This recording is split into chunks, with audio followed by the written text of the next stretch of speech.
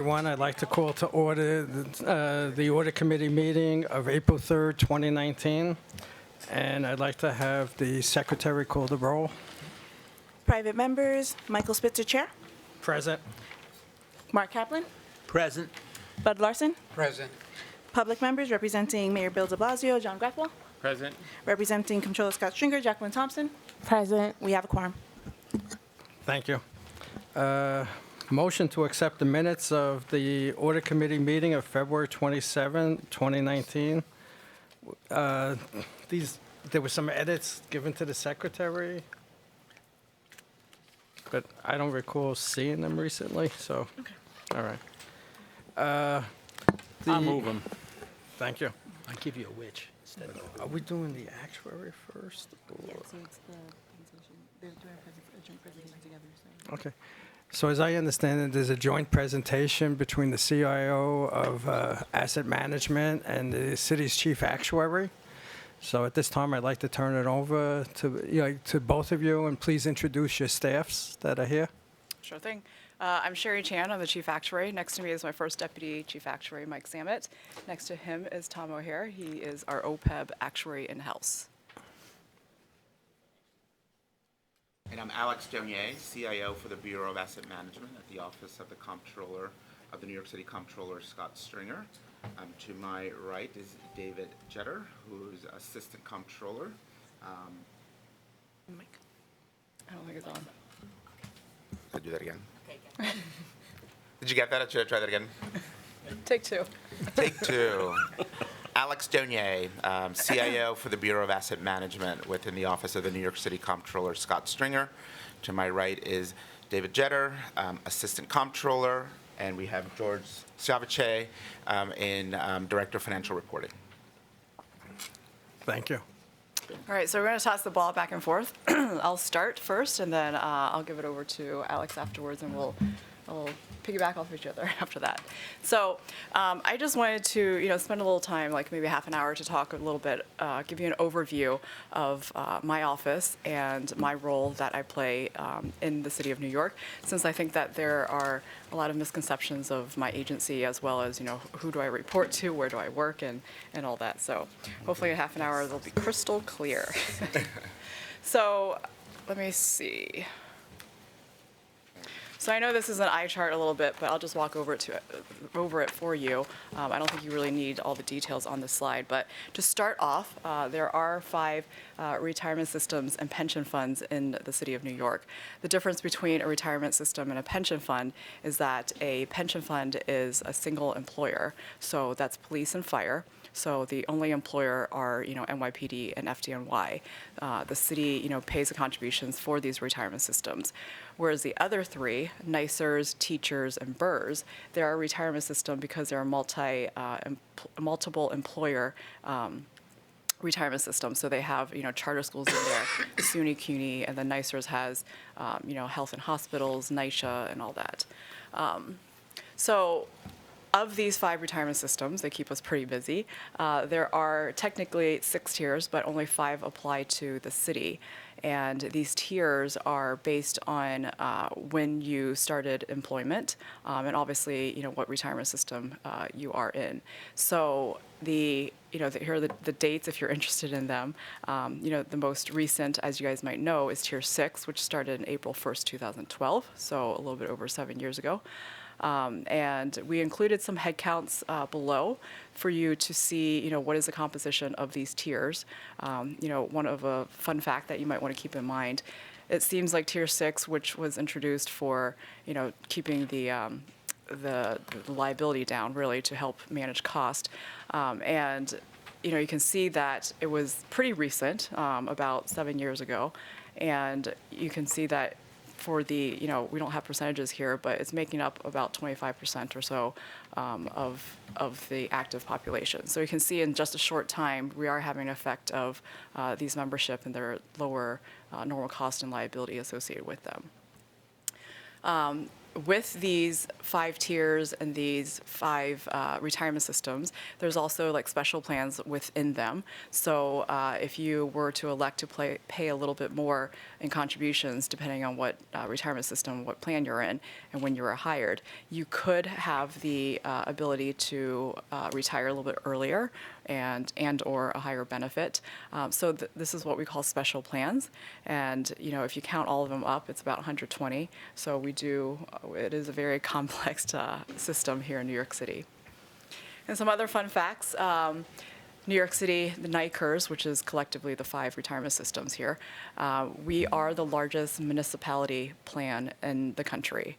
And as far as public plan goes, we're the 4th largest. I believe CalSTRS in New York State is ahead of us. And as Alex will speak a little bit more, it's about $200 billion in assets, but that fluctuates by the day and depending how the market Getting back goes. to 200 billion. We're getting back. So yeah. Alex said. So nearly, let's emphasize that word. correct. Sure. It could be over 200 billion by the end of this presentation. We'll see. Magic does happen. So, in my job description, being the chief actuary of New York City is very unique because you usually walk into a position and you have a job description, and usually your manager writes it up before you get to your job as you're applying for the job. But mine is more so defined in state statute. A lot of the work that we keep busy with throughout the year are because of what's written in state statute and pretty clearly defined. So my main task is to calculate the pension contributions that go into the NICERS. But aside from that, there's other things that are defined in the state statute, such as a fiscal note. If you're not familiar with a fiscal note, it's a financial analysis that accompanies a proposed change in pension plan provisions. So as you might know, the public plans, New York City's plan provisions are written into state statute, and if you want to make any changes to, increase anything from COLA to lowering the retirement eligibility for whatever, or changing the contributions, you have to go through the legislative process. Once a bill is drafted, if it has anything to do with pensions, it goes through my office, and we produce a financial analysis for the legislators. This is done because when they're voting on these changes, we want to make sure collectively that they understand how much they're voting on, so they're not blindly voting on something that they think might be, a low-cost ticket item, but in fact it's, multiple billions of dollars. Another thing that we do on an annual basis is to rebalance the TDA. The TDA is a kind of like a DC investment type vehicle in BRRRRs and teachers. So the assets and liabilities might be off just because of timing issues of when people annuitize, or because of gain losses incurred in the plan. So we have to, make sure that it is in balance. The assets does equal the liability, and the money does come in and out of the main fund. So another thing that we do that's defined in state statute once every 3 years is a fire life insurance fund. This is a fixed benefit that is funded by the members of FDNY. So they pay about $9 per paycheck for the active members, and they get a benefit depending on if their beneficiaries, more so, get the benefit when they pass away. And depending on whether you're in active status and working or whether you're retired, it's anywhere from $6,500 to $8,000. And this is to theoretically cover funeral expenses. And this is a separate valuation that, does not include the city contributions, because again, it's funded by the members. And because it is a fixed contribution, that the benefits on the back end could vary. And that's something that, is part of the statute, that every 3 years I review it to make sure that if there is a surplus, perhaps we do something about the benefits, and if there's a not deficit, but if the projections don't support the benefit streams, then we look a little bit more to make sure that, we are within the realms of paying the benefit structure. And then experience analysis. This is like sometimes confused with the audit that I think Bolton Partners will be coming in probably next time that we meet, or in a couple months, or next month I think it might be. So according to the state statute, once every 5 years at least, the actuary should be looking at the actuarial assumptions and methods that go into deriving the contributions. And if it warrants any changes, that should be changed. And separately, in the city charter, not the state statute, the comptroller and its committee must hire a independent actuary to look over the assumptions and do an audit on the assumptions and the methods and the contribution process, I guess. And that is once every 4 years that the comptroller and its committees hires an independent actuary. And when they publish the report, these are written in two different sections of laws and two different types of laws, one city and one state. So there is actually not a 100% crossover. There is obviously, I do take very seriously what the auditors recommend, and I do take that into consideration when making my changes. But it doesn't necessarily mean that when they make a recommendation that the actuary for the City of New York has to take it, nor does the actuary of the City of New York have to wait for a recommendation by the auditors in order to make some changes. So just a little bit of what my job description is. So moving on to, my office, one thing I do want to say that for the 5 NICERs, they are separate entities. They're, in Lower Manhattan and downtown Brooklyn. And, each of them has their own staff, each of them has their own office, each of them has their own board. And so I actually report to each of those boards. And so, you do the math very quickly, and I have about 58 bosses, and it keeps me busy. So again, because and the composition of those boards, if you're not familiar, is half city elected officials and half union. And because, one side is paying the bill and the other side is, reaping the benefits basically for their members, there's different directions that they might want to push these contributions going into the fund. And so because of this push and pull, I am a independent. The actuary is independent, and the office is a independent office that's non-mayoral. Even though our budget comes from the city and my paycheck is from the City of New York, we are. I don't report directly to the mayor, and the mayor does not have the authority. He has 4/58 of the authority for my employment. So, this here is just our mission statement. Again, we are independent. We provide the actual services to not just the city, but also, the public, such as the fiscal notes that I had spoken about, because a public member could come in and request a fiscal note, and other city agencies as well. So we work very closely with, BAM and OMB and OLR. So there are other agencies that we service also. So. So actually, I do report to all 5 boards, but I'm appointed by 3 of the 5, and these are the retirement systems. So it's teachers, NICERs, and BERS. So once they appoint the chief actuary, the fire and the police pension systems have to basically have the same actuary, and they can't have their own or hire their own actuary. As I mentioned, I am a non-mayoral agency and an independent agency. We have about 45 employees, depending on the hiring process, how it's going, and the retirements and all that. But it's about 45 or so right now. And as I said, my main job responsibility is to calculate the contributions that go in. And the plans that we service, and on top of the 5 retirement systems, are the 9 VSF funds. So that is, there's 4 closed plans for under NICERs. There's the housing police, housing superior police officers, transit police officers, and transit police superior officers. Those 4 plans are closed, but we still do, some calculations for NICERs to move some of the money in for the population that's closing. And then the 5 live funds, so to speak, one is the correction officers, and then the other 2 sets are the police and fire. So for each of the police and fire, there's the starting officers and the superior officers. So the firefighters, fire officers, and then police officers and police superior officers. On top of that, there is a group life insurance plan one for each of the 5, and also the fire life insurance plan that I had spoken about. And as you guys are probably intimately familiar with, the OPEB, the other post-employment benefits, which is a health benefits plan, also known as. And so the other 3. I'll speak a little bit more about on the following pages of what we do. GASB is one of them, one of the other items that's on this slide. So as far as the structure of my office, my agency here, there are 2 main divisions. One handles the certification of employees, public servants who are at the end of their career. So they're either retiring and have a service retirement, or have a disability retirement, or maybe, unfortunately, if they passed away, there's a death benefit that we calculate for their beneficiaries.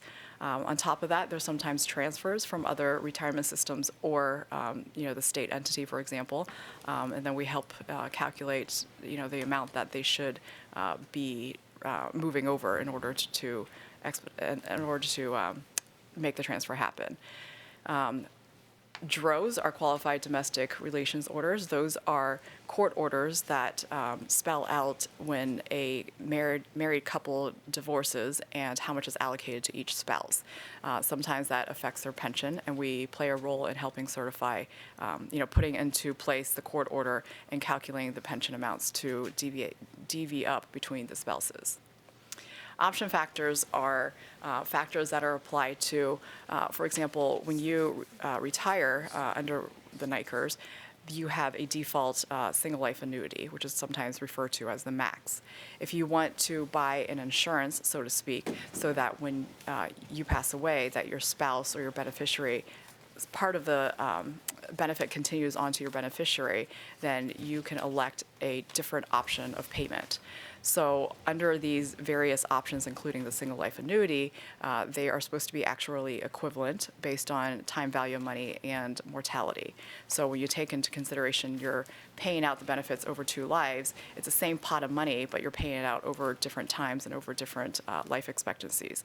So these factors are used to be applied to the single life annuity so that the system, the retirement system, is not incurring a gain loss, actuarially speaking, because they're paying out in a different form of payment. And the annuity factors, we assist, various organizations around New York City with these annuity factors, anywhere from workers' comp, we help them produce some annuity factors, to maybe loan balances.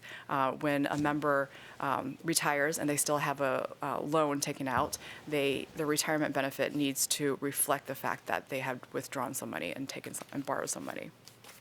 So on to the other side, the other division that actually Mike Samet heads up. They're responsible for basically everything else. So mainly it's the contributions. That is an annual process, but there is a preliminary and a final contribution because of the lag that we have here in New York City. But that does actually keep us pretty busy throughout the year. On top of calculating the contributions for the retirement systems, there also are other pieces to it, like the VSF, which is a subset of the pension contribution that we calculate, and the group life insurance that I spoke about, as well as OPEB. OPEB, I'll speak a little bit later about, is not funded on an actuarial basis, but we do calculate, some liability numbers for it. So typical work products that you'll see out of our office includes the valuation reports for each of the retirement systems, as well as, and I'm not going in order here, but a couple of GASB reports, one for the pension side and one for the OPEB side. So the difference you can think about between the first and the second item, the valuation report really speaks about the health of the plan and the funding of the plan from a funding perspective, meaning this is what the city is obligated to pay, this is the actual value of assets, for example. Whereas the GASB report for the pension side, it's the same liability because it is the same funding method, but there are some differences because you're reporting everything on a accounting basis. So, for example, the assets are market value of assets; they're not smooth like the pension value report. And then there's a couple items that we assist with. We don't produce the entire report, and that's the CAFR, the Comprehensive Annual Financial Report, as well as the financial statements. We give some notes, and we look over some of the footnotes for the sources that do produce it. Fiscal notes I spoke of, and then obviously the GASB report, the OPEB report is the other report that I said we do.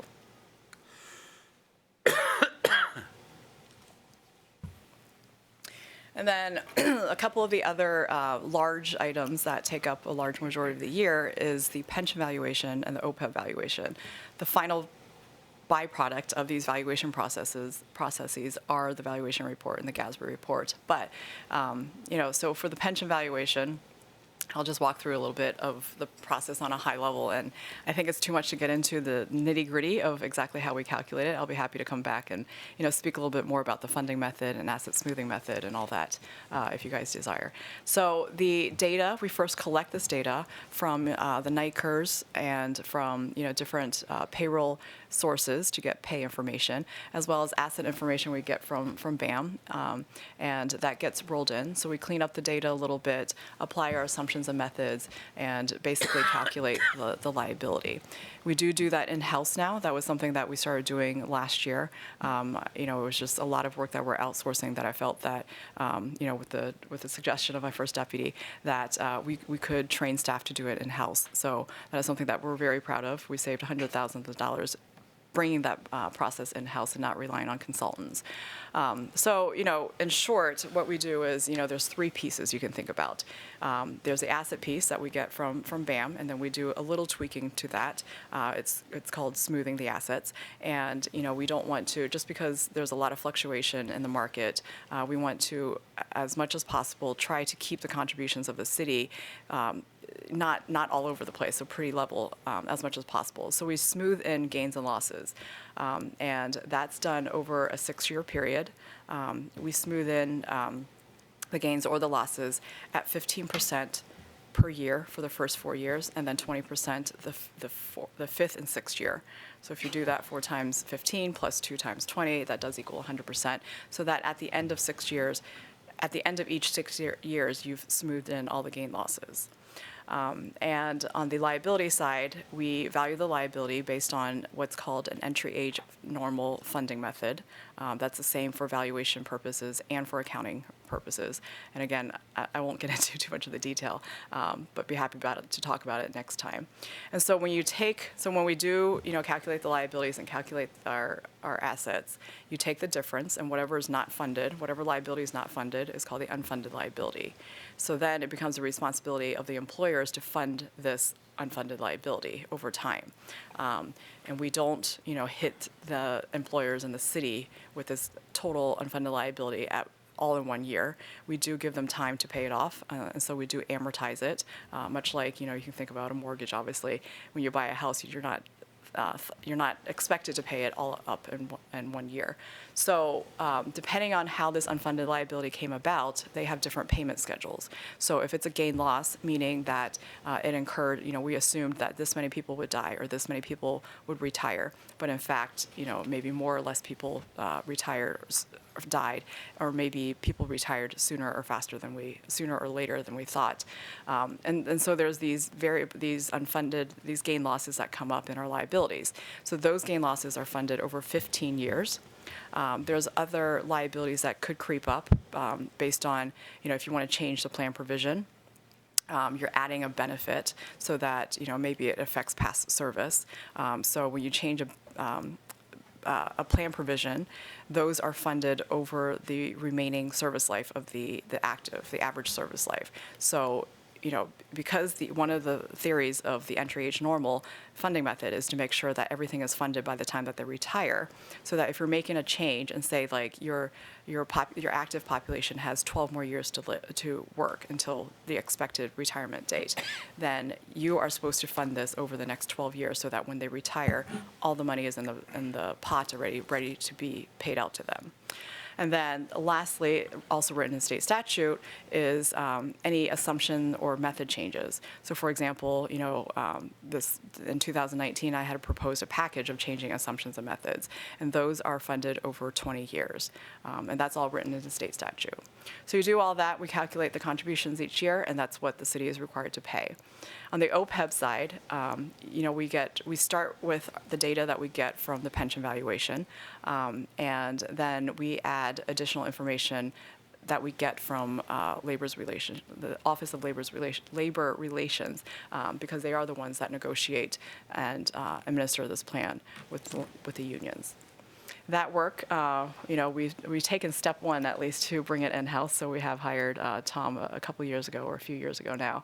And, slowly we might be thinking about bringing that in-house. But for now, we do work with outside consultants to get this job done. And as I've spoken, we do calculate the liabilities for it, but the city does not pay an actuarially determined amount. OPEB is not like pensions. It's not statutorily guaranteed, and so they don't have that obligation to necessarily fund it at the actually determined rate. So they do kind of just fund it on a pay-as-you-go basis, and if they have extra revenue during the year, they do put it aside in this trust to draw down on for future purposes. All right, so I should probably move along here, but I had received some questions from the committee regarding the OPEB liability.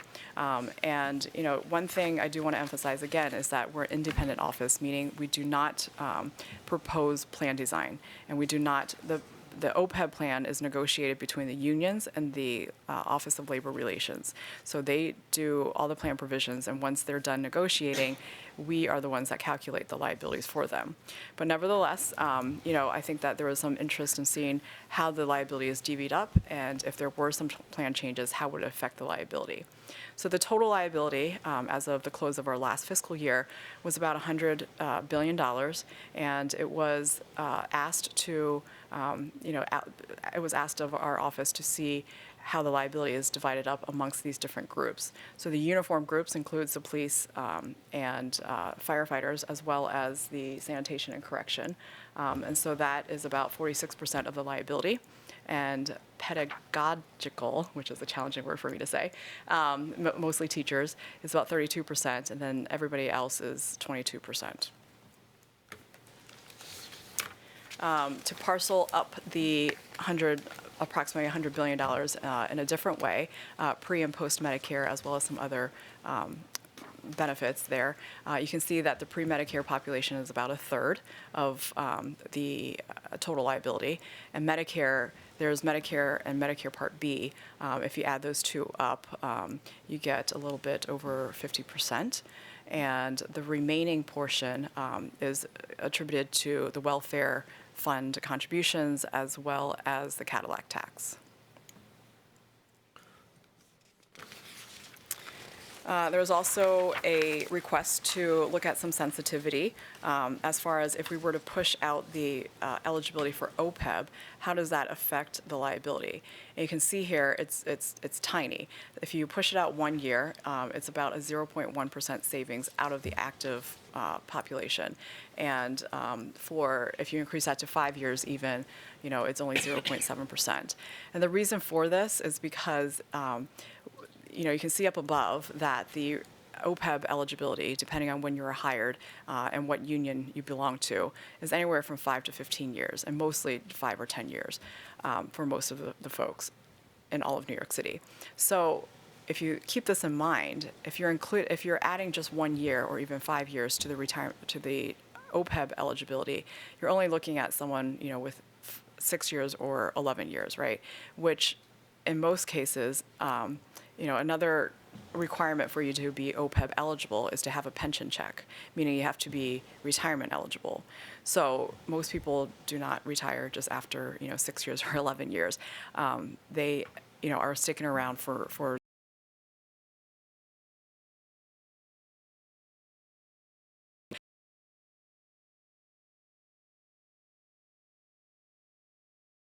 at that time because they're sticking around for their pension benefit. And so when you're increasing it only by 1 year or 5 years, you're really just accounting for those slight the small population that would be leaving in that time frame, because most people are sticking around a lot longer than that. Is this for the total workforce, or are you doing uniform here? This is for total actives, but just for Tier 6. So you're suggesting that there isn't a large number of people who retire with a minimum? So this would only affect people, if you're looking at eligibility, you're adding one more year of eligibility. So say they, right now they have 10 years to qualify for OPEB. So right now we're saying they're going to need 11 years to qualify Okay. for OPEB. I think the question might not have been clear. Because I think that in this particular question, the focus was on the requirement to be retirement eligible to get an OPEB benefit. Because I think the city is unusual in that it provides an OPEB benefit to people who are vested retirees. Yes. And I think that there is a probable potential significant saving number if the city mimicked, Right. like I believe the state, if you retire, vest your retirement, and then collectability is a number of years later, Right. you're not eligible for a retirement Right. benefit. Right. So I think, if we move, that's actually a great segue to the next slide. So the previous slide was more OPEB driven, but this slide is more retirement pension driven. So one of the questions was for police Tier 3, if we were to value them under the old system, meaning that they would be eligible to retire sooner, then how does this affect the OPEB cost? So I think this is more in line with what you were requesting, but specifically for the police Tier 3 group. So, just starting from basics, and Tier 3, they have to work 22 years in order to get half of their FAS, and additionally, their cost of living adjustment doesn't kick in until 25 years of service. So many people actually end up staying till 25 years. And the previous tiers, they could retire at 20 years of service with the same benefit formula. So what we did here was we took the Tier 3 population and assumed that they would behave like the prior tiers, meaning they would retire after 20 years. And you can see, obviously, a lot bigger savings here. If currently this Tier 3 population their liability is about $417 million. If we were to assume that they had retired earlier under the Tier 2 and Tier 1 structure, it would have been $540 million. So the difference obviously is $123 million, and that reflects kind of the savings, so to speak, if we had not adopted Tier 3. Right, which was one of the purposes. Right, exactly. So, you already kind of, gone to this conclusion, which is that when you're looking at eligibility, that isn't really the key driver of cost containment. And so, again, I just want to caveat that my office does not do plan design, but here are some things that if, people who are looking at cost containment for the OPEB plan, for their OPEB plans, these are some of the levers that they would be looking at. One obviously is a different plan design, and so not eligibility, but deductibles and copays. If you kind of play with those levers, you can get some savings in regards to that. And that is something that, like I said, the unions negotiate with the City of New York. And other. Excuse Go me, ahead. quick Yes. question. Has the recent savings plan started early in this administration, which resulted in a lot of budget savings, but I didn't notice that caused a particular downtick in the OPEB liability. So did you ever cost that out from an OPEB liability perspective? That is embedded in our numbers, and I think that's why you wouldn't see it necessarily being one hit, is because there's other things that changed during that same time, such as a different GASB standard that required us to use a different interest rate. So Yep. that obviously eats up some of the savings. But you kind of have a notional idea of what the impact was, or We could you- probably isolate that out. I mean, yes. it would be Yeah. interesting to know. And I guess my other question is, with the increased longevity that you're recognizing in the plan, does that have and maybe you haven't sorted this out, but a net, I could see that going both ways on OPEB liability. Obviously people are living longer because they're healthier longer, but it may be that they're healthier longer in the hospital, which drives up Right. end-of-life costs. And is the longevity that we should all probably feel good about is it net positive to OPEB or not, is my question. We don't, like, I don't, and Tom can speak a little bit more about this, but I would say on a net basis, it would be a cost to, the fact that we're reflecting longer life expectancies would be a net cost to the plan. I don't know if you want to add anything to that.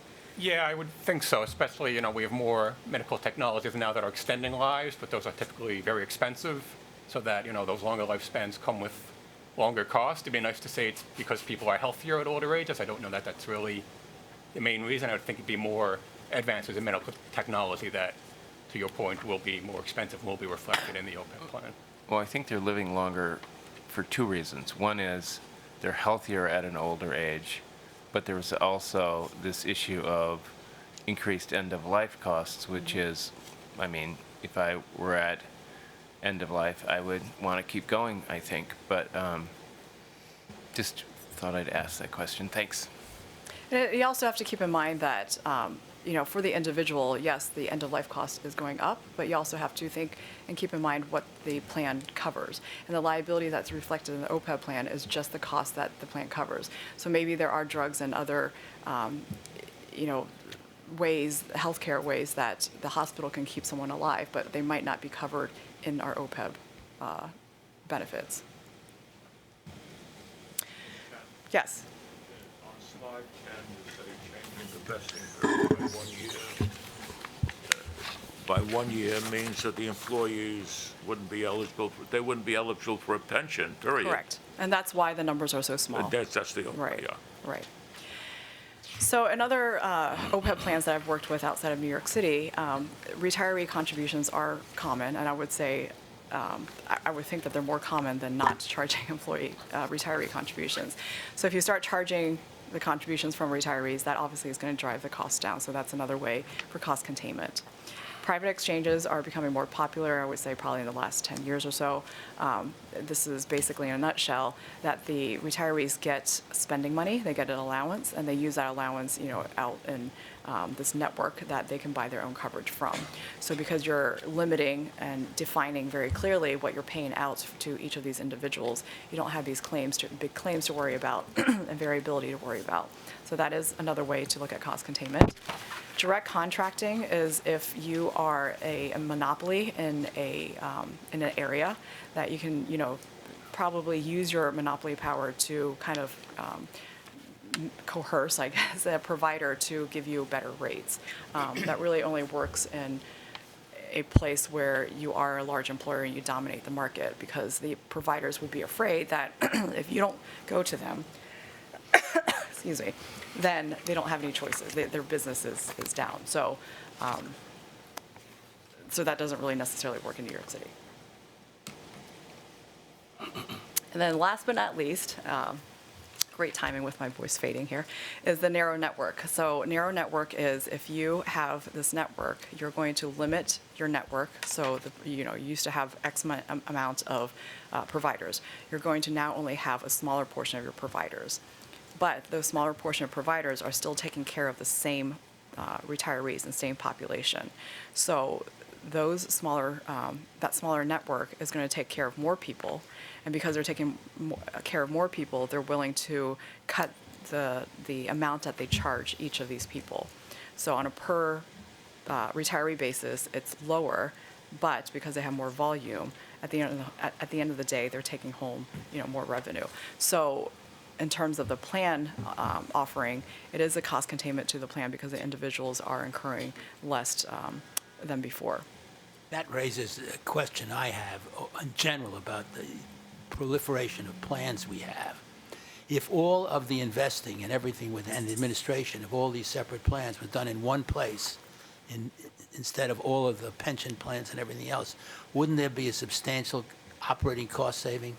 As far as the OPEB offerings, you're saying? Not only OPEB, the pension plans. For pensions, I think that's, I would say economically, yes, based on my economic, understanding of everything. Yes, you don't have redundancy in staff, but I think there's a lot of political pressure involved in that to not. I don't know where your office fits in, but has somebody done the analysis to show how much the city could save in administering all these plans, including the ones that we are looking at today, if it was all done in one plan, one administration? Right. Yeah, I know and there are then- fiefdoms that have to be overridden, Right. but in a time of fiscal tightness, it seems to me. You know, as far as like the OA goes, my office, the Office of the Actuary, I don't know how much, even if they were consolidated physically, as in geographically and staff-wise and all that, I think, you know, because of constitutional protection, each of these plans would still have to be, you know, police, for example, would still have their own benefit structure, and NICERs would still have their own benefit structure. No, I And because of that, I think that the work, you know, that we provide, we have to still have separation valuation reports, still have separate liabilities, you know, still have different contributions into it. So I think, you know, I think obviously there is probably a cost savings for the retirement systems to consolidate, but as far as our work, because we are, you know, one office for all 5 of them, I would venture to guess you wouldn't see as much of a cost savings in terms of the Office of the Actuary. This is not the right venue for that question, then. I would agree with that comment, yes. I'll raise it. Yes. Ms. Chan, on slide 9, the Medicare Part P reimbursements, 22.3 billion. How far do you extrapolate that, like 20 years? When you say extrapolate, can you Well, clarify? I mean, the annual cost, I think I was told, is north of 300 million for the Medicare Part B reimbursement. So So accrued liability, the OPEB liability is, the way that is calculated, you project for each life, either they're active or they're retiree, what their benefit is for the rest of their life. And then you discount that back to today's dollar. And then you're supposed to spread that cost between the time that they enter into the plan to when I'm they not retire. asking the right question. I'm sorry. In other words, when you do these projections, Mm-hmm. do you freeze the population and going out? So it is- Or do you assume there will be additional Right. cohorts who will be entitled? So we do a closed, You do a closed, yeah. valuation, yes. So it's a big number. I'm sorry? It's a big number. For a closed population, yes, Yeah. it is. Oh, I mean, going back, if we could, just a moment through the original questions. I think the first one, breaking this up by uniform, pedagogical, and civilian, was because the used reaction of the general public when they see the OPEB number of $100+ billion, they say, oh my God, we need to do something about it. But if you put the number of individuals Did you ever associated give with them my each of these questions? numbers, there would be a very, very large number of individuals didn't against the answer. civilians relative to what we have for the uniformed forces. Right. So what this basically simply says, if you want to make a very large impact on that $100 billion plus liability, you're not going to be doing it by making a modest change to the bureaucrats' benefit package. You need to go where the cost is. Right. And the primary cost drivers of this benefit are, in fact, your uniform and pedagogical Yes. employees. And that has to do with because they are eligible to retire so much earlier. Right. I mean, and that's basically why I asked the question, because when this number comes out in the annual report, it's an, oh my God, it's a huge number. And I think the first suggestion is, we need to do something about the benefit package, which is true. But if you're going to do something about the benefit package to address the number, you need to go where the cost is. And if you're not willing to go to the uniform and pedagogical body, you're not going to address the size of that number. Correct? I would say yes. And then on the next chart, also, the pre-Medicare portion of this number, again, is that part of our retirees who get to generally retire earlier. Because those in the civilian workforce where I now have a retirement age, which is around 62, I don't have an awful lot of pre-retirement Medicare benefits. So those individuals are generally only getting a benefit. The predominance of their benefit is after they're Medicare eligible. So again, if I'm looking to see where I need to or want to adjust any of these benefits to generate some kind of savings, I'm probably going to have to focus a little bit of attention on 2 areas, pre-Medicare or whether I want to do something about the Medicare Part B benefit. Yes. That was kind of where, and I don't think that on the other one, next slide, probably my question wasn't as clear as it could have been, because I think where I was really focusing on the time is the distinction between the New York City benefit package and what I generally see in the government. If I was a state employee and I left with 25 years of service, but 10 years before my retirement eligibility, I would not get any health insurance. The city is one of the places that I'm aware of that's exceedingly generous Yes. in the fact, and I know anecdotally, that a lot of people stay just to vest their 5 or 10 years, whichever it is, so down the line, they're going to get this health insurance benefit. So if you could, I would be interested if you could actually do that costing as to how much our number would change if we changed the benefit to say that you have to actually retire from service to get this benefit. Okay. Again, I'm not the one negotiating it, but I think it's important that we have out there publicly for the people who do, what are the real cost drivers of this very, very large number. Thank you.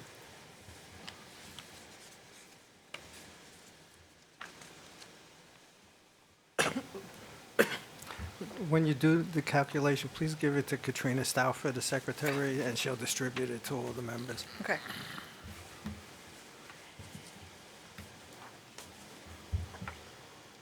Thank you.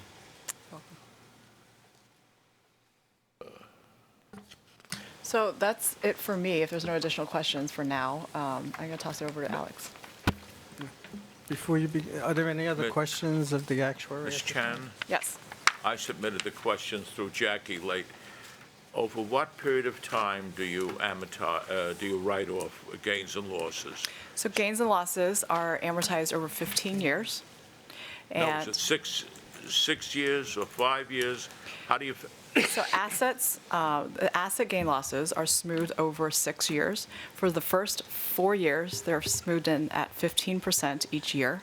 The last 2 years are smoothed in at 20% per year, so after 6 years. So it's still 6 100%. years? Correct. And the last question was, a number of years ago, I know it was federal law or state law, they capped these earnings that you could use for pension contributions at $250,000. Of course, I think it wasn't so much that that's what people were earning, but they were really loading up overtime in the final years.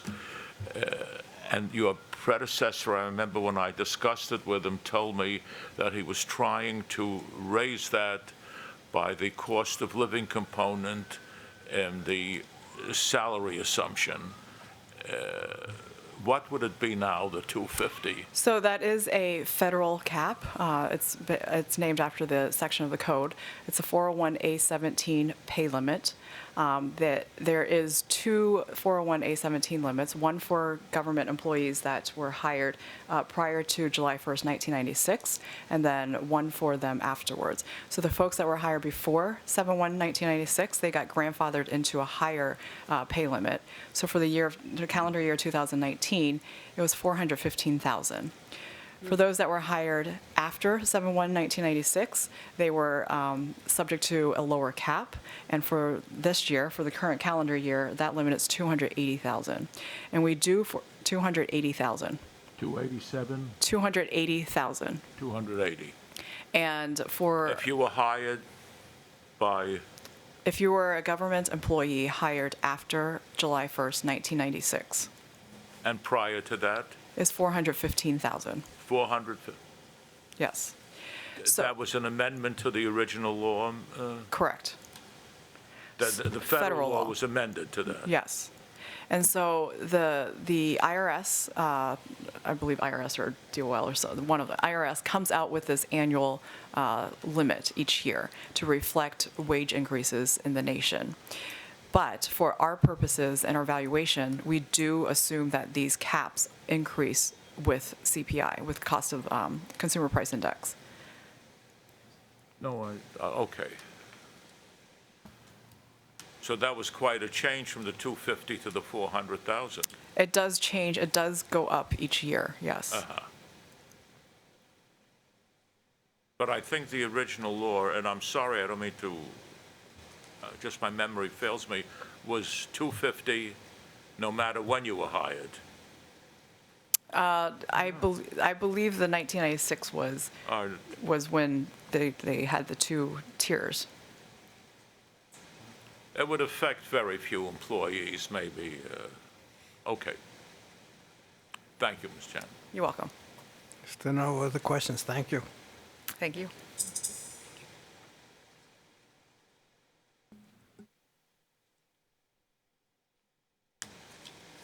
There we go. Oh, thank you, Sherry. So what I thought I'd do with my time. Okay.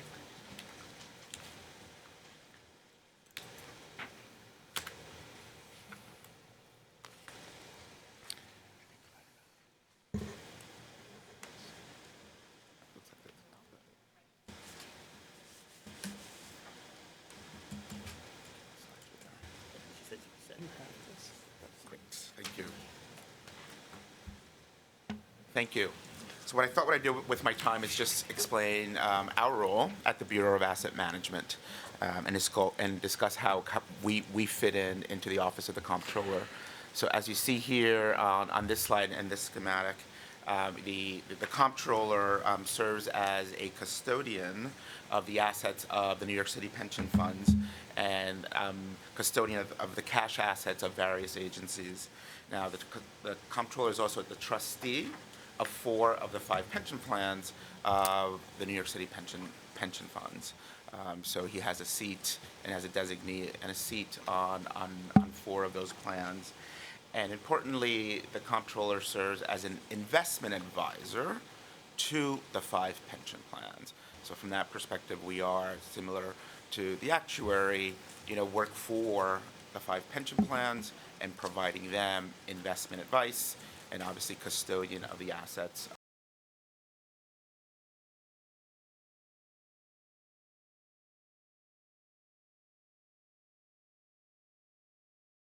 Provide recommendations on the information that we provide together with the consultants to each of the 5 pension funds.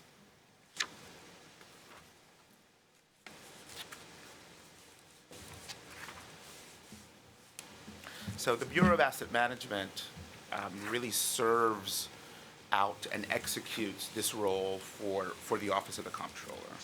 So the Bureau, so BAM, as we call ourselves, advises the boards on investment-related topics. So investment policy and strategy, strategic asset allocation, which I wanted to spend some time on this morning. So actually a very critical role to what we do, manager selection, and certainly provide global macro financial and economic developments.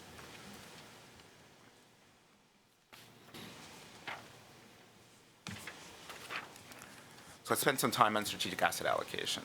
And I think where we start here is really what we call the IPS, or the investment policy statement. The investment policy statement is a document that each board has that defines and governs and provides kind of the guidelines for how the board and other key members and key parties servicing the pension plans are to manage the funds, consistent with the investment objectives of the boards and their fiduciary duty.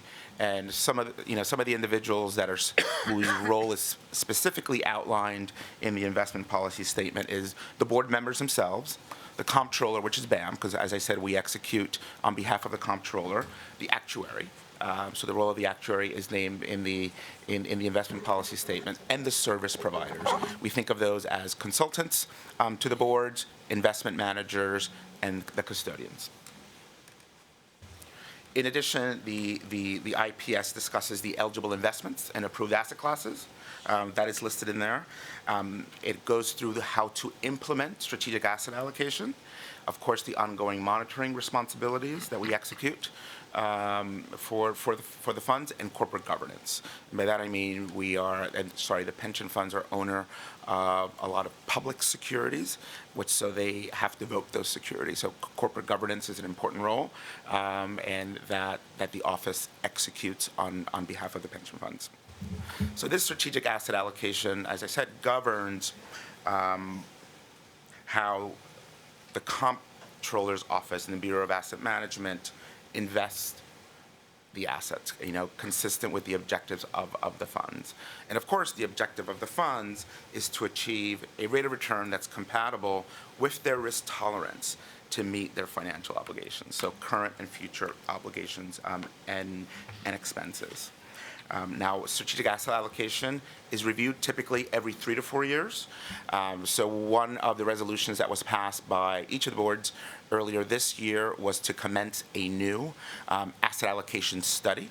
So we've just launched that process, working together, BAM working together with each of the plan's consultants, and the expectation would be that we would have recommendations for the board in the fall, kind of third quarter, fourth quarter of the year, and they would vote on a new strategic asset allocation.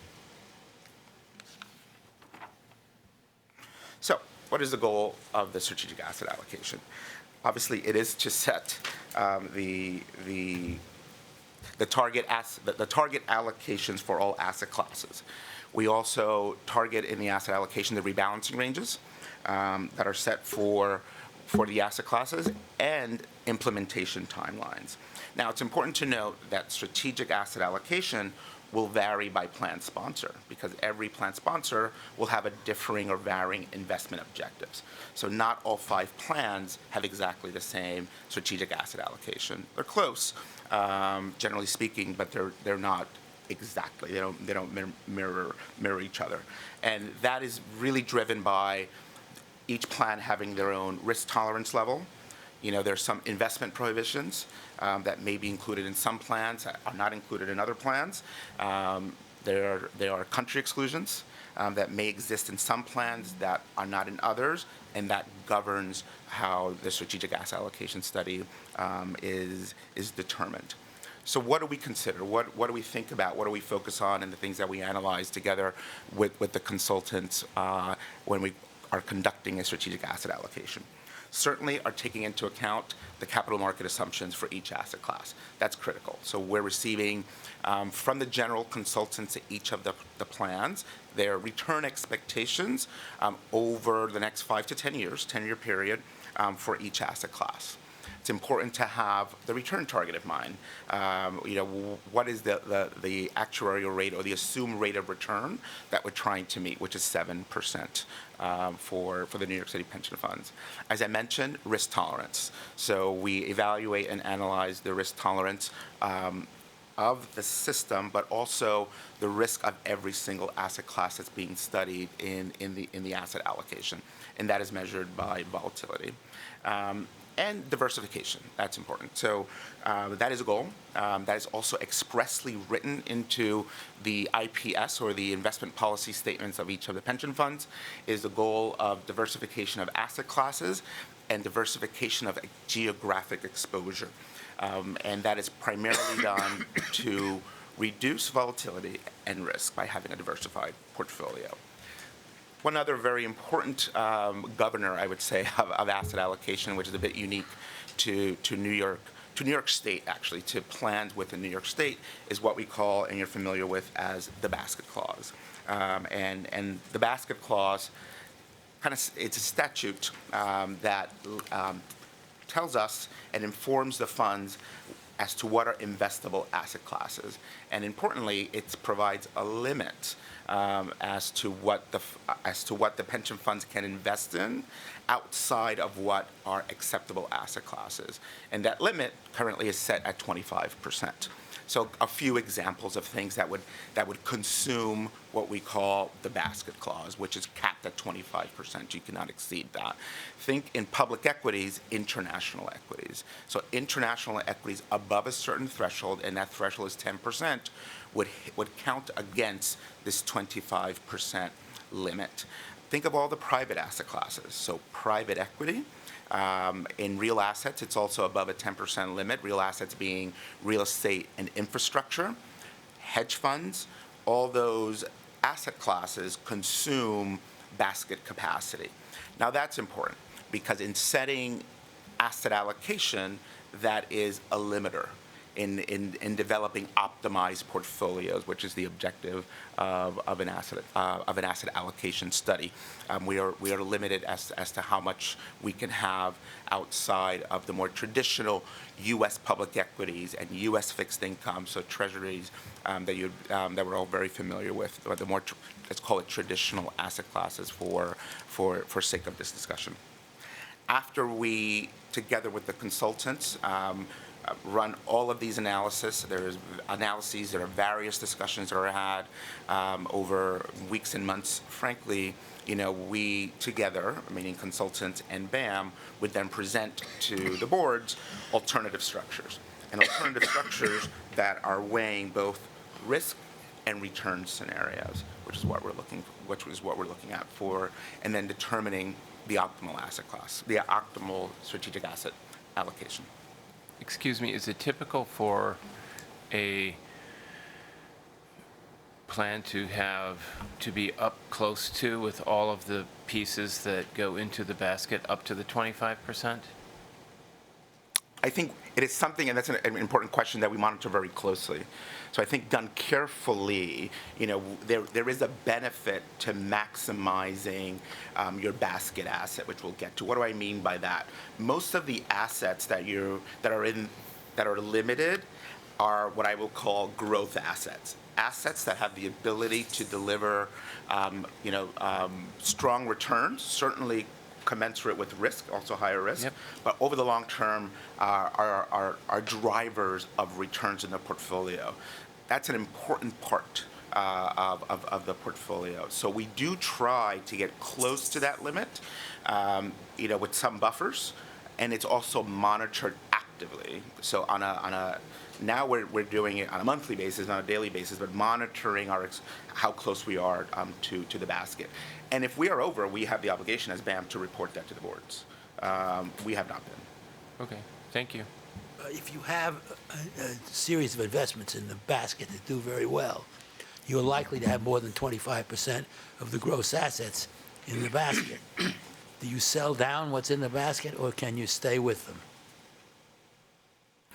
Well, we can't be over. So those assets that are considered basket securities, let's call it, cannot exceed 25%. So even if they're the best place to make money? Even if they're doing great, exactly. Okay. Because that is statutorily a limit. So we manage that very carefully. That is law.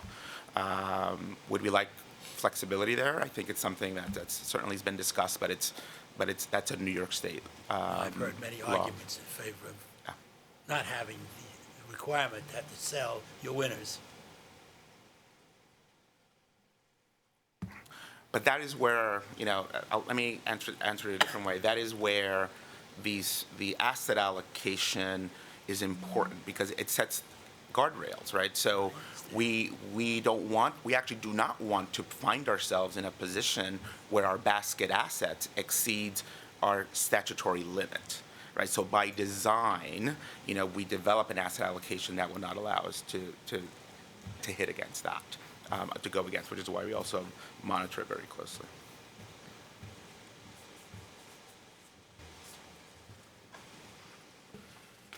The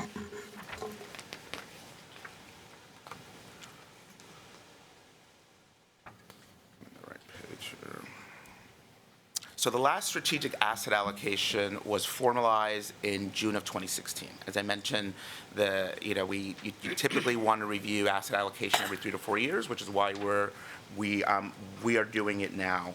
I wanted to just point out that one of the interesting results of the last asset allocation, which was different than the one prior to that, is that it resulted in developing groupings of assets, and we ended up grouping asset classes by the role that they play in the portfolio. What do I mean by that? Gets back to a little bit of the basket clause. So we have what are called growth assets. So these are going to be the assets where I like to say we get to play offense, right? Where they are drivers of returns, have the potential certainly for higher risk, but higher longer term returns, which are important for us. it's a large component of the portfolio. That's going to be 2/3. Think about that as public equities. I think is the prime example, which is not a basket security, depending if it's U.S.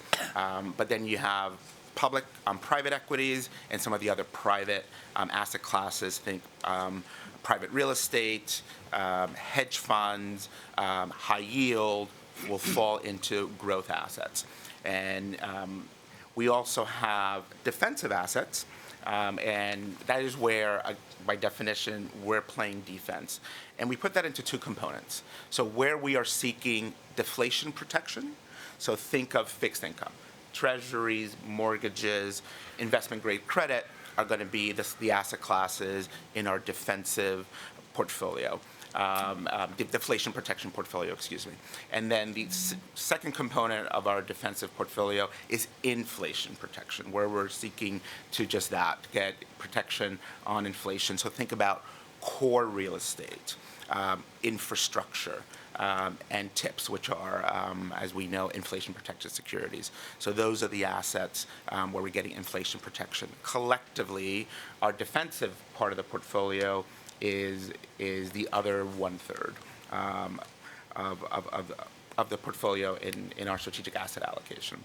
Now, once the strategic asset allocation is set, that is what then gives us the mandate, us being BAM, as to the areas that myself and my team focuses on and where we look for and recommend managers for the pension plans to deploy capital to and allocate capital to. So let's discuss a little bit of manager selection, which I would consider, the other very important part of what the Bureau of Asset Management does. So BAM has a very structured process. We call it, obviously, a diligence process for how we select public and private sector managers, market managers that we recommend to our boards. On the public side, manager searches are governed by what we call the PPB rules. These are the Procurement Policy Board rules. Very defined set of rules by the New York City Charter as to how managers, our public sector managers, are selected, or managers in the public asset classes. The consultants have a role in this process in selecting managers for our team to review.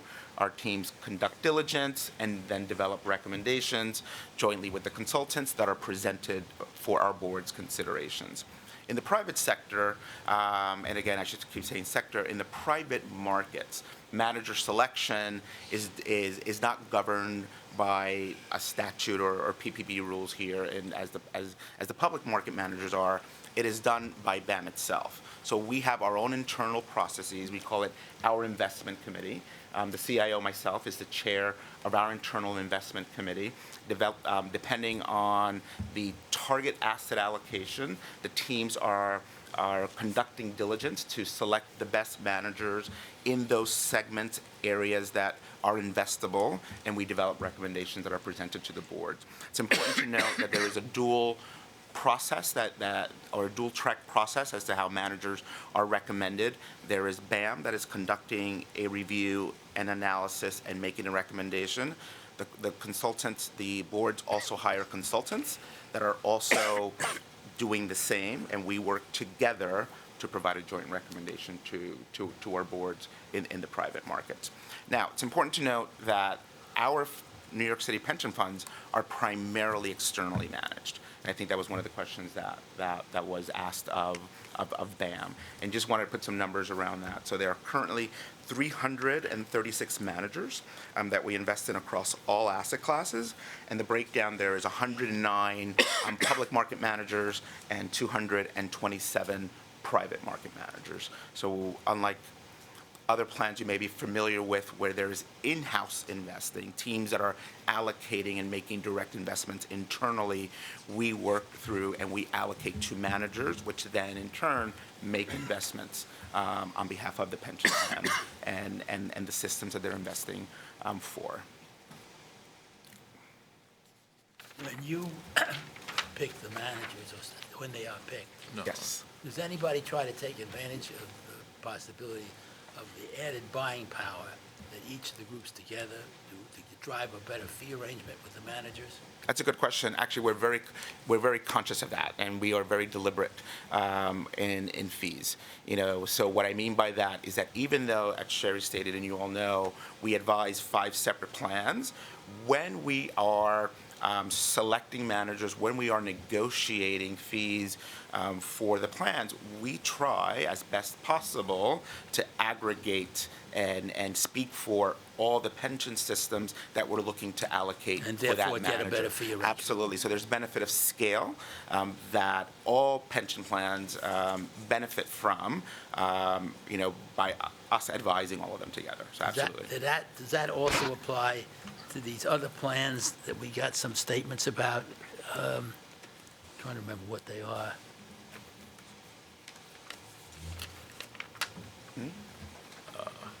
Go ahead. There was something else that we were given. I had asked you this, Yes. Mr. Jeter, once. Are they actively managed, or do we pretty much go, God, you answered, are they actively managed, the funds? Versus, some index? Oh, sorry. Now I understand the question. So in public markets, let's think of U.S. Let's think of public equities. We have predominantly passive type of investments. So Predominantly index, active? yes, passive, Vanguards.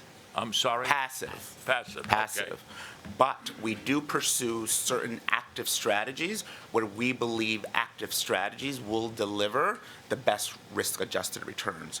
Think of certain markets, particularly international markets, where we believe you do need some expertise in selecting companies, public companies to invest in. We do have active managers, but the U.S.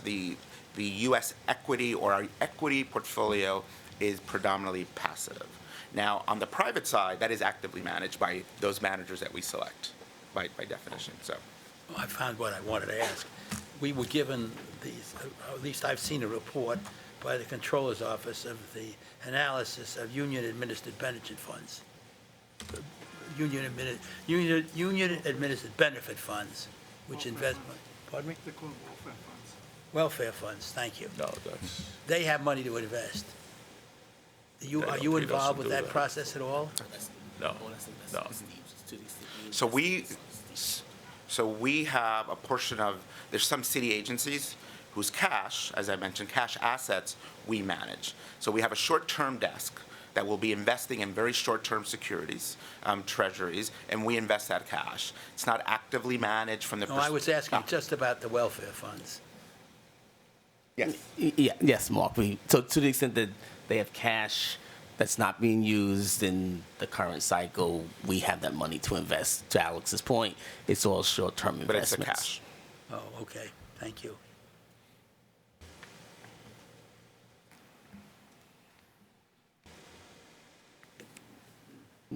Bernie, did we answer your active passive No, question? I've been around a long time. I remember many years ago, it was found that paying for active management is pretty stupid because you can do just as well passive.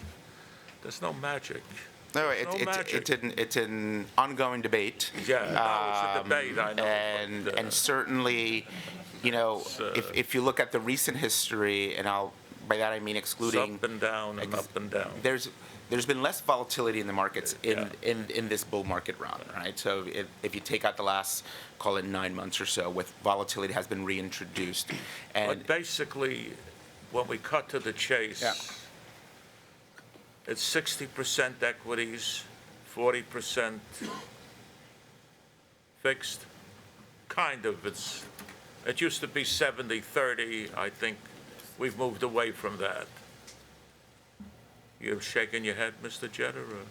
well, public equities are about 50% of the portfolio. 50% is 50%. equities? Other equities, call it private equities, other private markets, takes us to about 65. I love private equity. And then a third I love it. is going to be fixed income. Now that you've touched on private equity, Sure. do you have a manager that just handles private equity? or do you actually go to private equity managers? Sure. I- So if you look I at think it's a bad this on this English, slide, but I think you know what I so mean. the answer is we have a lot of managers in private equity. Pardon me? We have many managers in private equity. It's not just one. So there's actually over 100 individual managers in private equity managing capital on behalf of the 5 pension plans, because these will be managers that are managing different strategies in private equities across the globe. So it's not just one private equity manager. And these are active strategies. So you're looking to be thoughtful of also having a diversified private equity portfolio. Okay. So just touching on just something that really Sherry touched on as well is just the funding sources for the pension plan. So really the largest source of funding for the pension plan is investment income. So these are returns, investment returns that are net of expenses and of manager expenses and plan administration expenses. Think about that as 60% of the funding source for the pension plan. As Sherry mentioned, city contributions, which is critical, is going to be about a third. So a third of the funding sources for the pension plan are the city contributions. Minimize that, right? So our returns, which is the pension information that we provide and data that we provide to Sherry to set city contributions, we are mindful of, since we don't want certainly it's a goal to minimize the share of New York City's budget that goes to funding the pension plan. So that's something that we are very focused on, and we do that by meeting our actuarial rate of return and meeting or exceeding our actuarial rate of return. And the last portion of the funding source certainly is the employee contribution. It is the smallest source, call it about 5% of the funding source is employee contributions. So let's move on a little bit to markets and recent performance for the funds. So on this quick page, I thought I'd give you a snapshot of what I'm calling, and we're calling two quarters, and ignore the graph, which is really showing you the global indices, but it's just trying to prove the point that has been kind of a V-shaped recovery from the fourth quarter to the first quarter of 2019. But if you look at the bottom table, which outlines the major world equity indices and their performance, it was a very tough fourth quarter. So you'll see there that the U.S. markets, equity markets as defined by the Russell 3000, was down over 14%. 14.3% in the fourth quarter. As I mentioned, as a pension plan, that's 50% equities, and 30% of that approximately is U.S. equities. That has a major impact on the performance of the pension plans, which I will discuss in a minute when I review the fourth quarter results. If you look at the second line below the Russell, which is represented by what's called there the MSCI World ex-US, think of that as developed markets outside of the United States. That market was down 13% in the fourth quarter of 2018. And then emerging markets, so everything else, was down over 7%. So what was causing all of the volatility that we saw in the fourth quarter? Certainly, and we continue to live with this, slowing global growth. That continues to be an overhang on the markets, and it's a concern, both in the U.S., Europe, and certainly China. We saw earnings volatility and some profit warning. So you may recall in heading into the fourth quarter that Apple, for the first time, had a profit warning on earnings. So they had missed their projections. The iPhone, which is the biggest driver of overall profits for that company, was missing its targets, and that was unsettling to the market. I think what also took the market negative was the continued Fed rate hikes, which we saw in late December, and quantitative tightening. So certainly that had a negative impact on the markets. And I think the other category I'd mention is what I'd call just general government uncertainty. We had the midterm elections. That certainly was unsettling for the markets. We had U.S.-China trade war which I'll comment on how that view and perspective has changed for the first quarter. There was a lot of concern there, and the impact of these tariffs that were being placed upon China. And of course, the potential at that time for a government shutdown, which, as we know, actually happened and was the longest government shutdown in history. All of that really led to a very tough fourth quarter, which was reflected in our results. But as I hinted, we did have, frankly, a V-shaped recovery. We literally had in the first quarter, which just ended last week, the best start to the first quarter in U.S. equity markets, in well over a decade. So what changed and what's changed so quickly? I guess the first thing I would mention is the results of the January 29th meeting from the Fed. So the Fed came out of their meeting, and it's what we're calling the Fed pivot. Because heading into that meeting, the markets were discounting the fact that there would be at least 3 rate hikes, for 2019. And all of a sudden to the markets, the Fed adopted a more dovish stance and actually said they would be pausing interest rate, the hiking of interest rates. And that had a very positive effect on the market. The other area I'd mention is this ongoing U.S.-China trade deal and the fact that there's been forward progress and momentum. So I think the fact that we continue to have these discussions, the fact that I think there was an increase in tariffs that was scheduled for March, which the president removed as well because of the positive momentum in these trade wars had a calming effect on the market and ultimately a positive effect on the market. And I think the other thing that's driving, some I would say more mitigated concern on slowing global growth is that China has been very active in stimulating its economy. It's actually taken, I think, at last count, 55 individual little fiscal stimulus package have been implemented in China to support their economy. Taking all that together, as I just kind of flip you back to my prior slide, it led to a first quarter where U.S. equities were up 14%. So now, with that good news, I'll travel back in time to the fourth quarter, since it's the last kind of reported quarter that was presented. And we start with just a highlight of the assets of the pension plans. And as I was mentioning to Sherry, as of December is 186. It's certainly, given the results of the first quarter. Before, could I just ask a quick question on that? If I look at the fourth quarter, and that obviously looked bad, and then if the first quarter erases the bad of the fourth quarter, 2 minus plus 2 equals 0.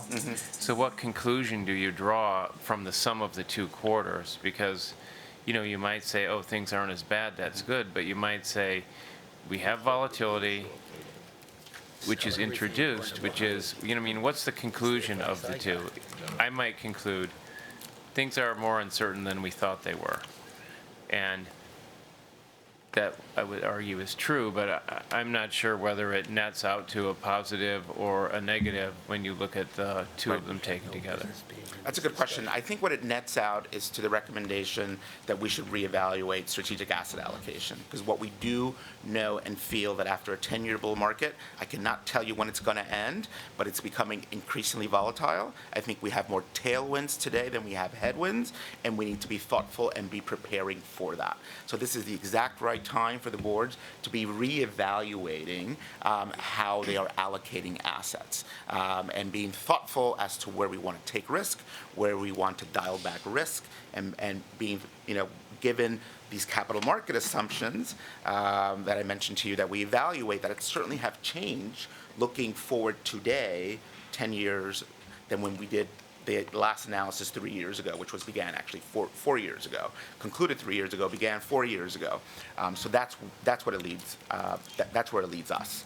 Absolutely believe there's more volatility in the market, and there's concern. So we have adopted, John, a more defensive posture, in our allocations, and now we want that, and hopefully we'll see with the I don't want to predetermine the outcome of strategic asset allocation. It's a big group that's working on that, but that will be the conversations that we will be having. Is our views on market returns, capital market returns going forward, and how we should then potentially adjust our strategic asset allocation. Each fund should adjust strategic asset allocation. I don't want to, Sort of I can't question. resist commenting. Yes, sir. I sit on one board where it's composed of people from my old banking house. And we looked at this thing last year, and the head of fixed income trading at that firm said to me, Mark, sell everything you have equities, go in the bond market.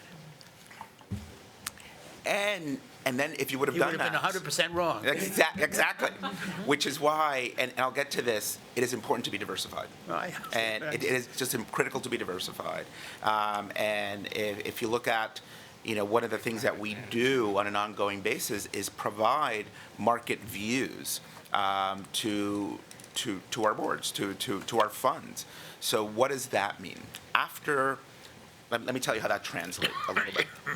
So we have the ability with certain asset classes to rebalance, and to take what we call tilts in the portfolio with liquid securities, obviously.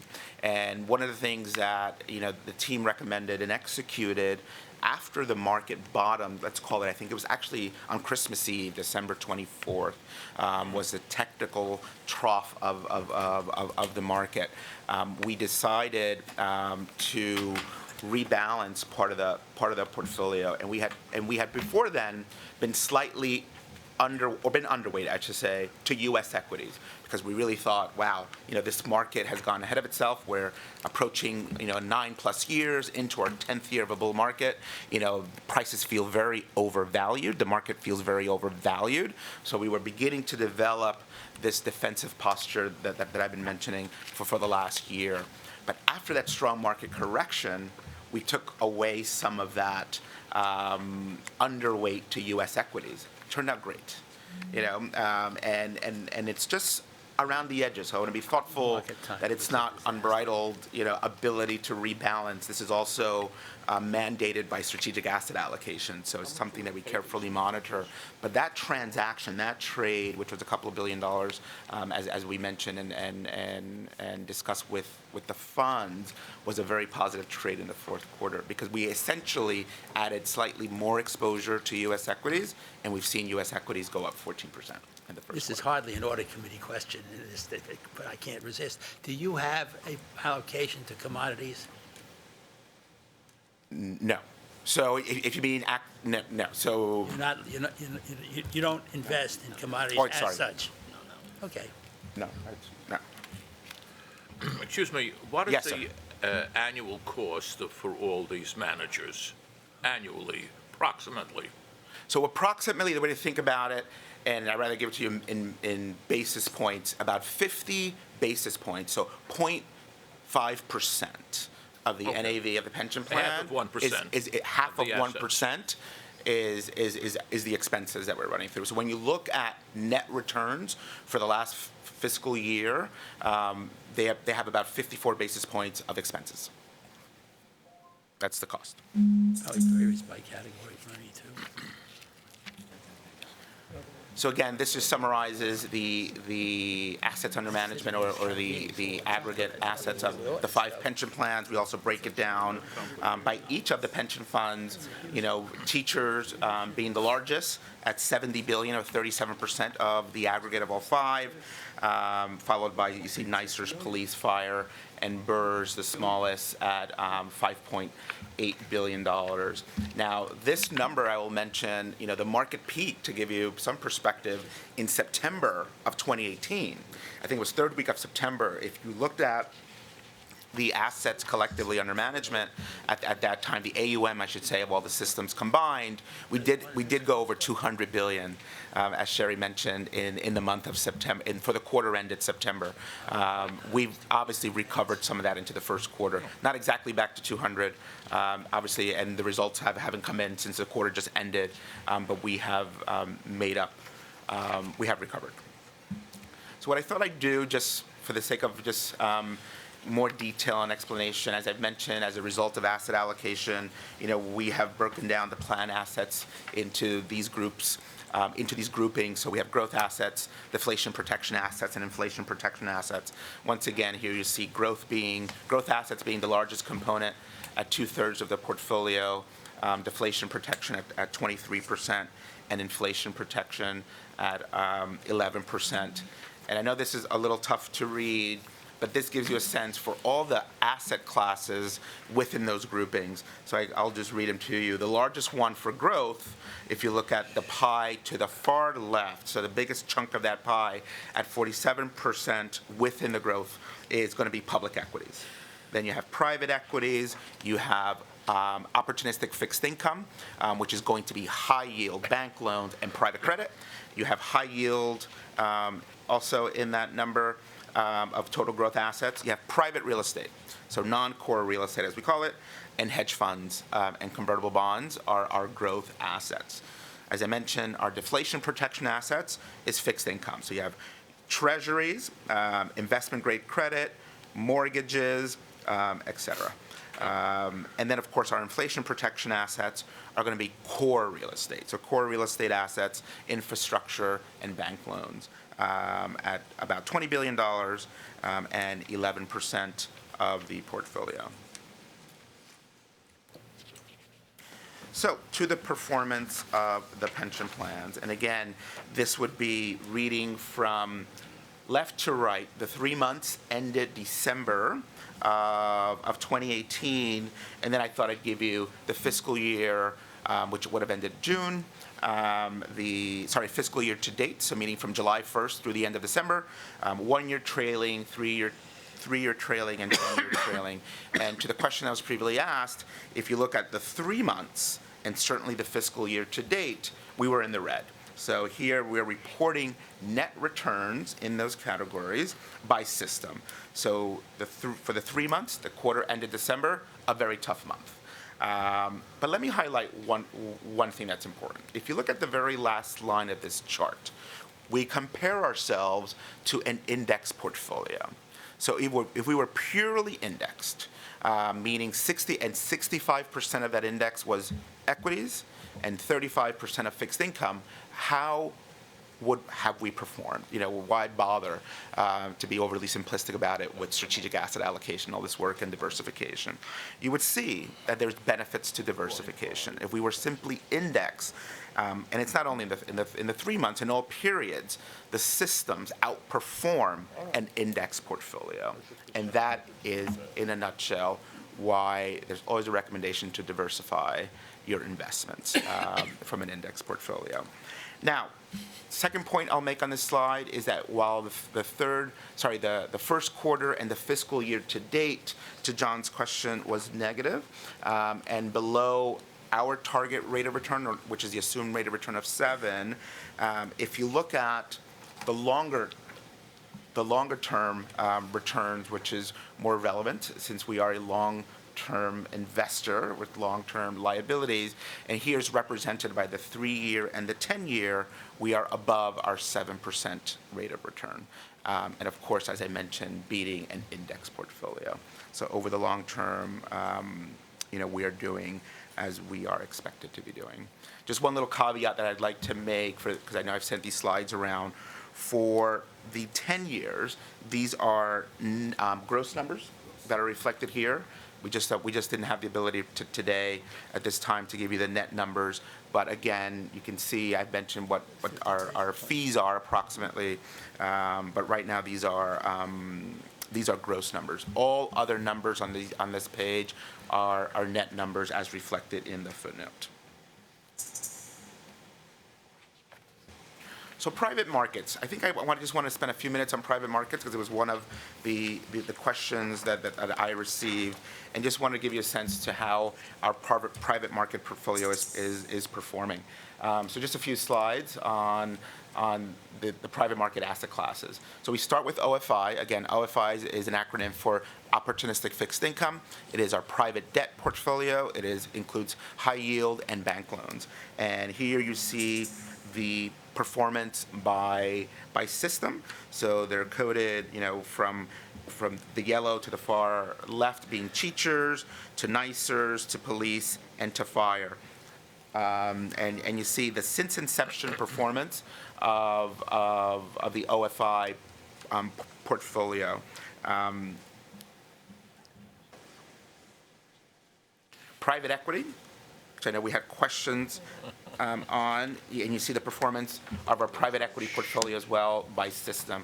And again, something that I mentioned in my remarks for when I presented the quarterly report performance to the pension funds, is that private equity has really been delivering, and certainly over the last 7 years, what it's supposed to be doing in the portfolio.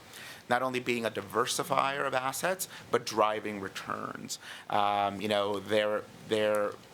was certainly a change in strategy that was undertaken in circa 2010 to improve the performance of private equity. 4 of the 5 systems have been investing in private equity since the late 90s. And as a result of what we think is an improvement in strategy and direction and sharpening of that strategy, the private equity portfolio has been turned around. And it's the first time, certainly since I've been with the pension plans, and that's the last 7 years, that the performance of the private equity portfolio for each of the pension plans has exceeded 10%. And that's a since inception net of fees and expenses return.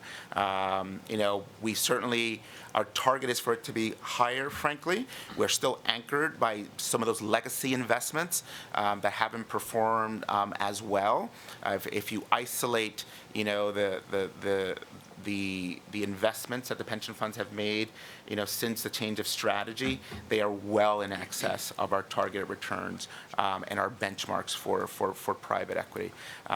So, we're feeling encouraged that private equity is turning. Again, we are a big pension plan, so it takes these strategic shifts do take time to have an impact in this portfolio, particularly in a long-dated, illiquid asset class as private equity. What methods do you use to verify the pricing of your private equity? So, yes. So in private equity, each manager has a valuation policy.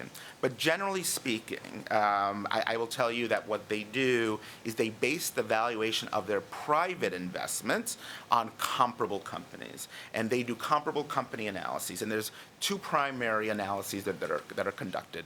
First of all, there is a discounted cash flow method of valuing companies. So that will yield a valuation. And again, they look at public comps. So publicly traded comparable companies, apply an appropriate discount for it being a private company that they're investing in, and the blend of those 2 will determine a private valuation, which is what we call a mark. Frankly, what really matters, even though the interim marks are important and we're vigilant and we monitor them, is when a company is sold or monetized, because that's when you're realizing your investment. And how close have you been hitting? I will tell you, that's a very good question. If you look at what we call primary managers, let me step back. We categorize our portfolio into core primary managers. Those are our primary relationships. And we have those we call legacy assets. Those have underperformed. If you look at our core managers, which importantly now constitute about 70% of the portfolio, when we began this turnaround of the PE strategy, it was under, I think it was 35-40% of the portfolio was in primary managers, in core, strong managers. It's now closer to 70%. If you look at these primary managers, on average, there is going to be an uptick in valuation from the last mark to exit of anywhere of 15 to 20% from the last mark. That is a good thing. Now, one thing and the second thing I'll mention about valuation is that obviously all of our funds are audited. The auditors also perform valuation analyses to verify the marks. There are some funds, because it's not a rule, that also do independent valuations of just their portfolio. So they go a step further than just the work that their auditors do on an annual basis. And a large cross-section of our managers do have independent valuation firms coming in to verify the valuations of those underlying portfolios.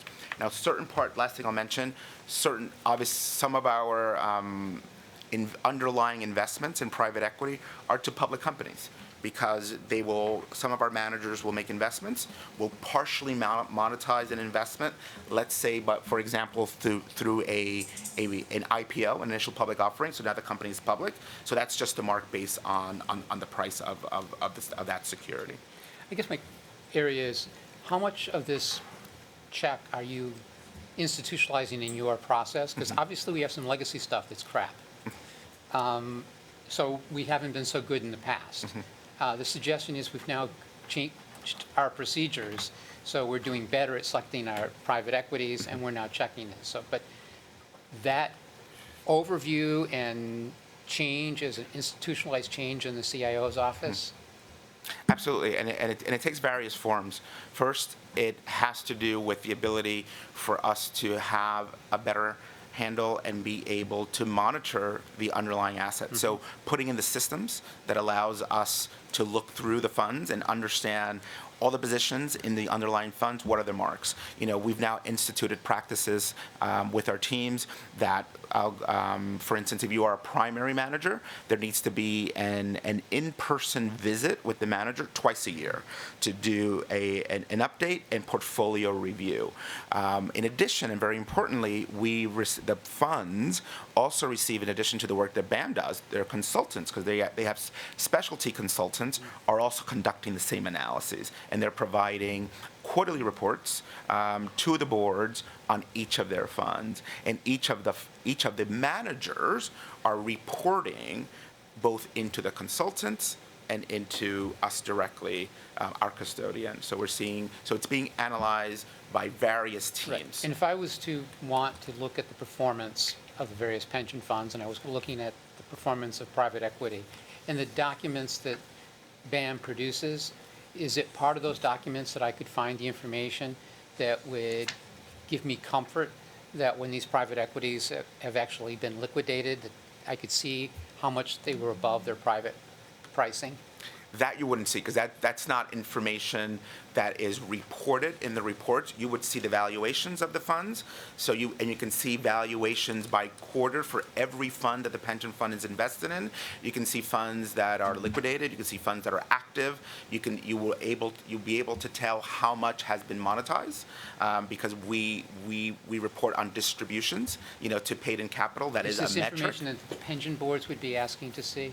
The investment committees? Absolutely. So not only do the information you're specifically referring to is not only something that our teams look at, but it's also presented to the pension funds as they're making decisions on new managers, something that's reviewed. It's very much part of our due diligence process to analyze that information and present it in our investment memos to the boards.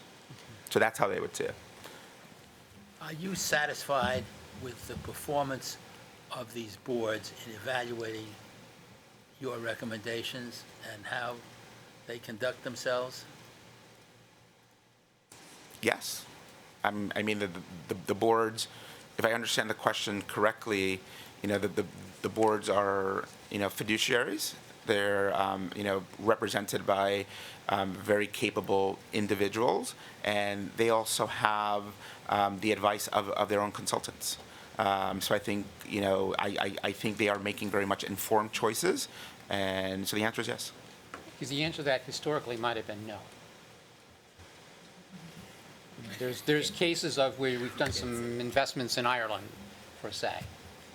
So, I mean, there's reason to have pause and ask that question. Understood.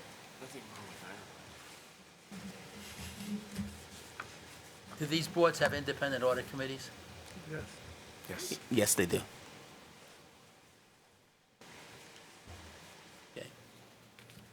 And then the last couple of slides just go through the other private asset classes. Here we have real estate, and we break down real estate into core real estate.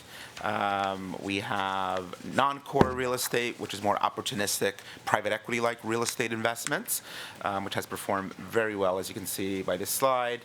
And infrastructure, which is the newest asset class for the pension systems, and it is off to just a phenomenal start.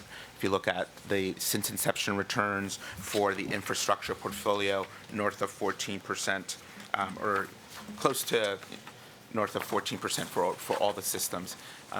So has been a great performer for all the 5 pension plans. I'm struck by the fact that the green fellas have done so much better than the others. You know what? We are struck by that all the time and are asked that question. Let me actually take a stab at that. It's a confluence of a couple of things that makes BRRRR and it a standout. First and foremost, It's the teachers. That's that? Exactly. You know what? Yes. It's the non-teachers. It's the non-teachers. Sorry. Oh, I'm wrong. I think one component which has driven, the superior BRRRR's return is that they have a different risk tolerance than some of the other plans. That's important. So it starts with strategic asset allocation, right? They have a slightly different strategic asset allocation that will take a little more risk than some of the other plans, and that has been to their benefit. I think also what benefits BRRRR's is that as a small plan, they are more concentrated.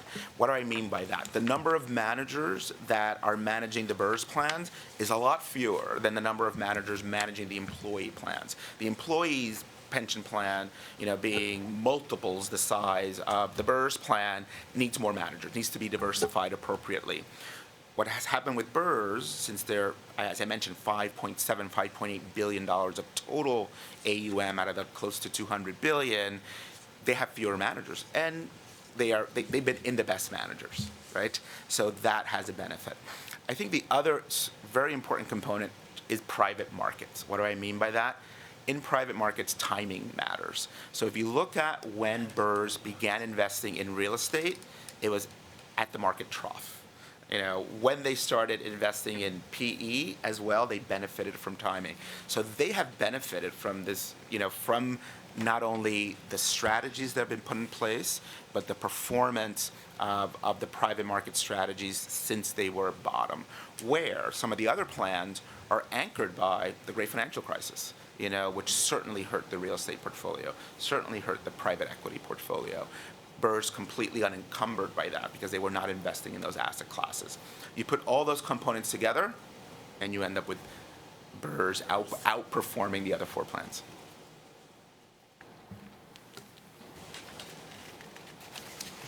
Thank you very much. It was very informative, both by you and Sherry, for this morning's presentations. Well, thank you.